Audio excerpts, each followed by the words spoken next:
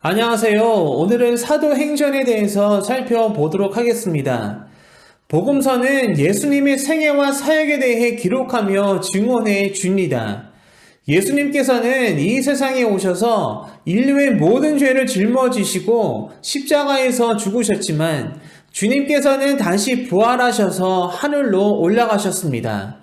그리고 세상에 남겨진 예수님의 제자들을 통해 복음이 전파되기 시작합니다. 복음의 능력이 나타나기 시작합니다. 사도행전은 누가가 기록하고 작성한 2권짜리 저작인 누가복음과 사도행전의 두 번째 책입니다. 따라서 사도행전은 누가복음 이야기를 이어갑니다. 즉, 사도행전은 복음서의 후속편으로서 복음서 그 이후의 이야기를 펼쳐나갑니다. 사도행전은 이렇게 복음서와 연결이 되는데 사도행전은 서신서들과도 연결이 됩니다. 이런 점에서 사도행전은 복음서와 서신서를 연결해주는 다리 역할을 해줍니다. 누가복음과 사도행전을 기록한 누가는 골로새서에서 등장하는 누가와도 동일한 인물입니다. 누가는 사형 집행을 앞두고 있는 사도 바울의 옆을 지켜준 사람이기도 합니다.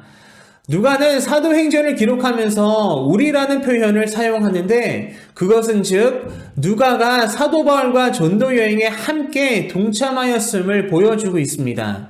따라서 누가는 사도행전에서 일어난 많은 일들을 직접 목격했을 것으로 보여집니다.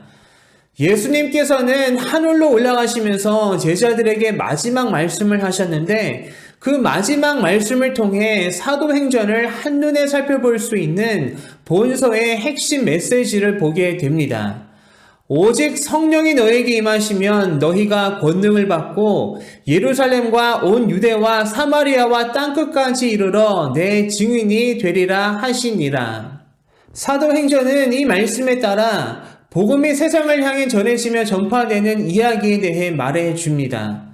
사도행전 책의 구성도 이러한 주님의 말씀에 따라 예루살렘, 유대, 사마리아, 이방 나라 순으로 기록되고 있음을 보게 됩니다. 사도행전은 성령행전이라는 별명을 가지고 있습니다.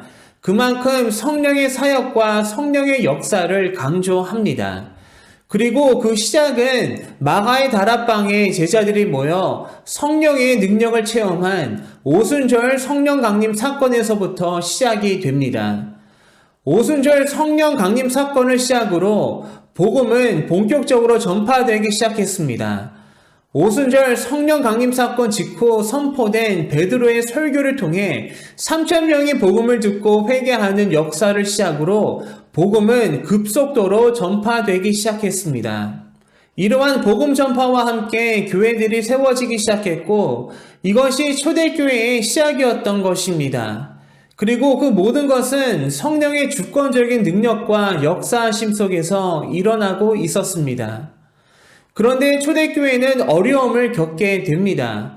예수님을 공격했던 종교 지도자들은 이제 초대교회를 탄압하기 시작했고 사도들을 박해하기 시작했습니다.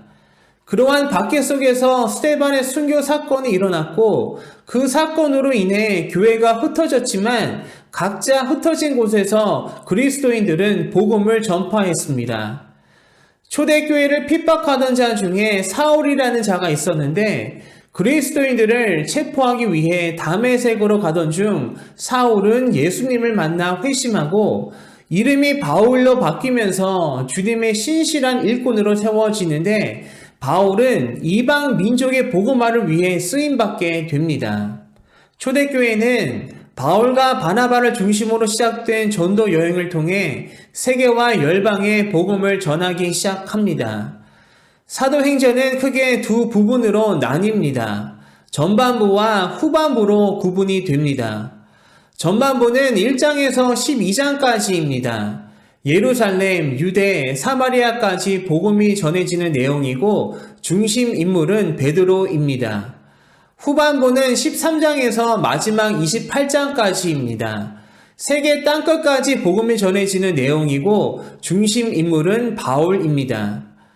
바울은 총 5차례에 걸친 전도 여행을 했으며 그 기간 동안 60여 개 도시를 방문하며 많은 교회들을 세웠습니다. 4차 전도 여행은 바울이 예루살렘에서 재판을 받고 로마로 이송되는 내용입니다. 그래서 바울의 전도 여행에 대해 이야기할 때에는 보통 1차에서 3차 전도 여행까지의 내용이 떠오릅니다. 사도행전의 전반부는 세 부분으로 다시 나뉘어질 수 있습니다. 예루살렘 교회의 시작, 교회의 확산, 그리고 베드로의 전도입니다. 후반부는 크게 두 부분으로 나뉘어질 수 있습니다. 복음이 땅끝까지 전해지는 바울의 1차, 2차, 3차 전도 여행의 이야기와 4차 전도 여행인 로마로 이송되는 내용입니다. 다시 돌아가서 바울의 3번에 걸친 전도 여행에 대해 간략하게 살펴보도록 하겠습니다. 1차 전도 여행입니다. 안디옥에서 출발한 첫 번째 전도 여행입니다. 바울과 바나바가 파송을 받아 전도 여행을 떠납니다. 소아시아 지역 중심으로 사역을 하며 교회들을 개척하고 세웁니다. 2차 전도 여행입니다. 첫 번째 세워진 교회들을 둘러보게 됩니다. 2차 전도 여행 때 마가 요한의 문제로 바울과 바나바가 갈라서게 됩니다. 그리고 바울은 신라를 데리고 갈라디아 교회들을 돌아봅니다. 그리고 여행 중에 디모데를 만나게 됩니다. 마게도냐 환상을 시작으로 유럽 전도를 시작합니다. 빌립보, 데살로니가, 고린도, 에베소 교회들이 이때 탄생합니다. 3차 전도 여행입니다. 그동안 개척한 교회들을 둘러보기 위해 떠나게 됩니다. 3차 전도 여행 대부분의 시간을 에베소에서 지내게 되는데 약 3년간 그곳에서 머무르게 됩니다. 4차 전도 여행입니다. 앞서 설명해 드린 것처럼 바울의 4차 전도 여행은 자발적으로 떠난 것이 아니라 타의에 의해 강제로 갔습니다. 자신을 죽이려 하는 유대인들과 대항하는 과정 속에서 사도 바울은 로마 황제 가이사에게 자신의 송사를 호소했고 그로 인해 죄수의 신분으로 로마로 압송되게 되었던 것입니다. 이때 사도 바울은 4편의 편지를 작성하게 되는데 그 서신서들은 바로 바울이 감옥에서 작성한 옥중 서신이라 알려진 에베소서, 골로새서, 빌립보서, 그리고 빌레몬서입니다.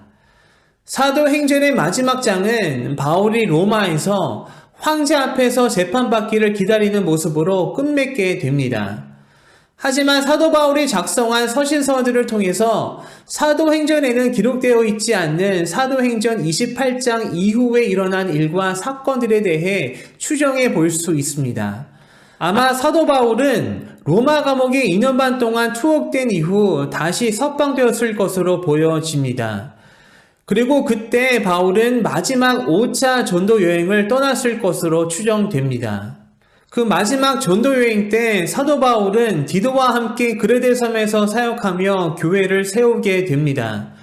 바울은 또한 에베소 교회도 잠시 방문을 합니다. 그리고 바울은 젊은 목회자들인 그레데 섬에서 사역하고 있는 디도와 에베소에서 사역하고 있는 디모데에게 위로와 권면의 편지를 작성하여 보내게 됩니다. 사도행전은 오순절 성령 강림 사건 이후 탄생한 교회의 이야기로부터 바울의 로마 감옥 투어까지 이르는 약 30년 기간의 초대교회의 역사를 다루고 있습니다. 사도행전에는 복음을 위해 헌신한 많은 인물들이 나옵니다. 그들을 통해 복음을 전파되었고 복음의 능력이 나타났습니다. 그런데 사도행전은 그 모든 일이 바로 성령의 인도하심과 능력 안에서 이루어지고 있었음을 증명하며 강조합니다. 따라서 사도행전의 주인공은 베드로도 아니고 바울도 아니며 그 어떤 사람도 아닌 바로 성령님이심을 깨닫게 됩니다. 사도행전을 읽다 보면 마지막에 결론이 나지 않는 상태로 끝을 맺는 느낌을 받게 됩니다. 왜 사도행전의 결말은 그렇게 끝나는 것일까요? 그것은 복음 전파는 계속된다는 것을 말해주고자 하는 메시지를 저희들에게 주고 있는 듯 합니다. 베드로를 중심으로 유대와 사마리아에 전파된 복음이 이제 바울을 통해 이방인들, 즉 세계로 전파되기 시작했고 그 전파된 복음을 우리가 듣고 그리스도인이 되었습니다. 복음을 듣고 그리스도인이 된 우리들에게 이제 그 복음을 전파하라는 주님의 마음이 전해지는 것 같습니다. 사도의 행전의 이야기는 계속 이어져 갈 것입니다. 바로 저와 여러분들을 통해서 복음의 이야기가 이어갈 것입니다. 그 이야기의 주인공이 되시는 여러분들 모두가 되시기를 소망합니다.